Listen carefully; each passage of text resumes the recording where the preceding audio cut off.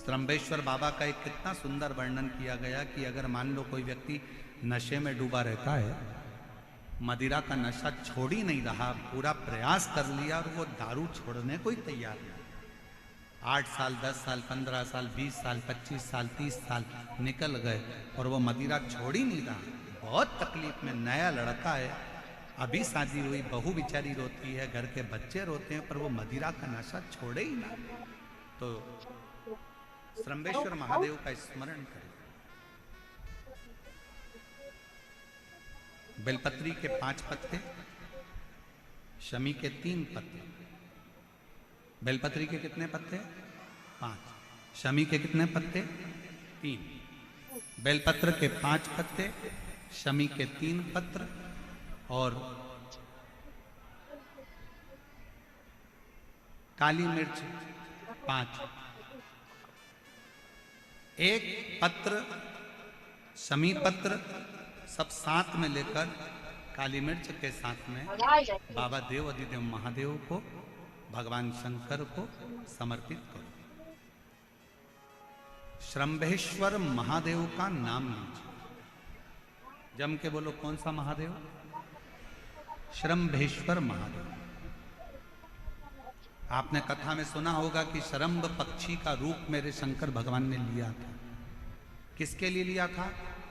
नरसिंह भगवान को जो गुस्सा आ रहा था, नरसिंह भगवान जो तोड़ फोड़ कर रहे थे, सारे देवताओं को डर लग रहा था, तब भगवान शंकर ने शरम्भ पक्षी का रूप धारण कर नरसिंह भगवान को अपने पंजे में उठाकर अलकनंदा नदी में ले जाकर डाल दिया।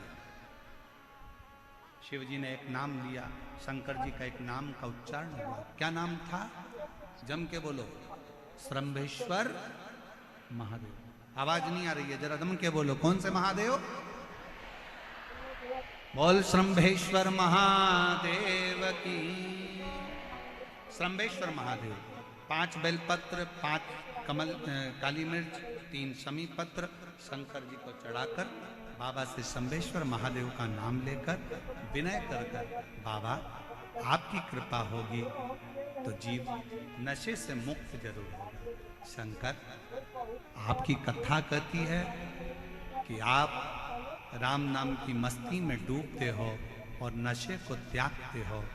बाबा, मेरे भी घर में एक व्यक्ति, उसका नाम ये है, ये गोत्र है, वो नशे में डूबा रहता है। बाबा, इसको नशे से बाहर निकालो।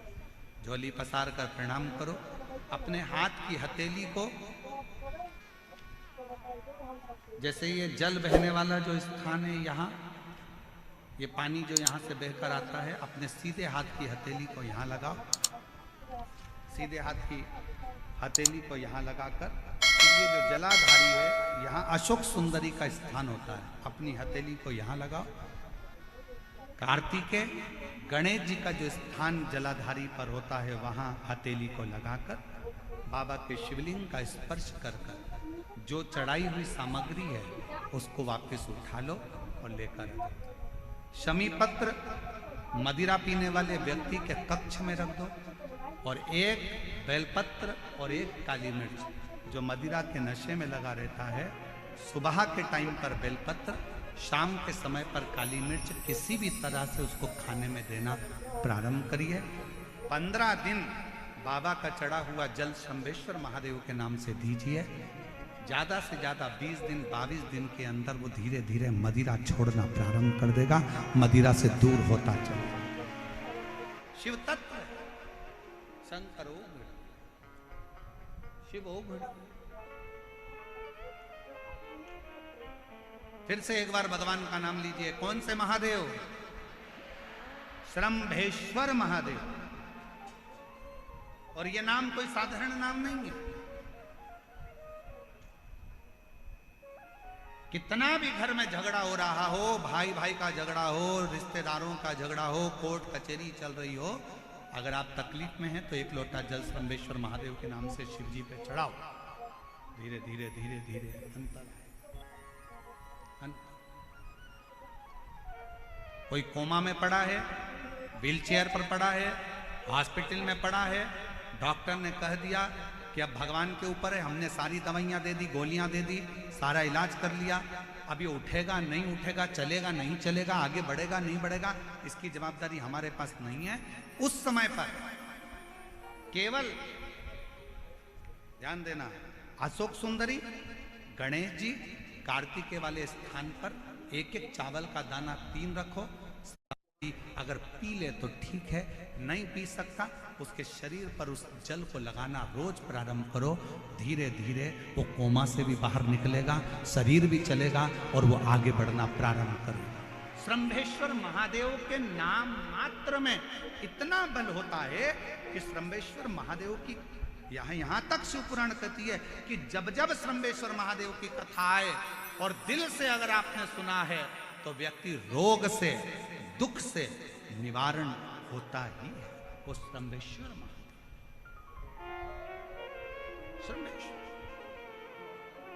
क्यों शिव महापुराण की कथा में लोग इतने तकलीफ है, बीमार है तो भी शंकर की कथा में क्यों जाते? इतना धूप है, गर्मी है, फिर भी लोग जाते, बीमार लोग भी पहुंचते, क्यों पहुंचते? उसका कारण है किसी भी तरह से शंकर की कोई कथा हमारे श्रवण शक्ति में जाएगी और वो हमें शक्ति प्रदान करेगी, क्योंकि उसका नाम महामृत्युंजय है। वो मृत्यु को भी जीत सकता है तो आराम जरूर दे सकता है, वो शिव है। समय आया, आगे वर्णन आता है। बचकल गांव में समुद्र के तट पर एक वाशकल गांव है जहां पर ब्राह्मण ही ब्राह्मण रहते हैं, पर एक गलत संगत में पड़ गया तो सब गलत कर बैठे। और उसी में एक था बिंदु,